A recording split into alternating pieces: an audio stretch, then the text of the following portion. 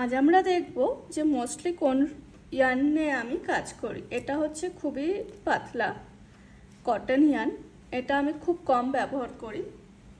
Next এটা green colour, এটা 3 ply, কারণ আপনি থিকনেসটা দেখতেই পাচ্ছেন কত পাতলা। নেক্সট এটা আমি ইউজ করি, এটাও সেম, অলমোস্ট দুটো সেম থিকনেসের আপনি দেখতে পাবেন। নেক্সট এটা আমি খুবই ব্যবহার করি ডেজি বানানোর জন্য। এটা আপনাকে দেখাচ্ছি কত প্লাইয়ের। এটা হচ্ছে 5 প্লাই, আপনি দেখতে পাচ্ছেন এর 5টা স্ট্রিং, তাই জন্য এটাকে বলা হয় 5 প্লাই। নেক্সট সেম, এটাও আমি খুব ব্যবহার করি সানফ্লাওয়ার ডেজিতে। এটা 4 প্লাই। অ্যান্ড রেড, এটা আপনাকে দেখাচ্ছি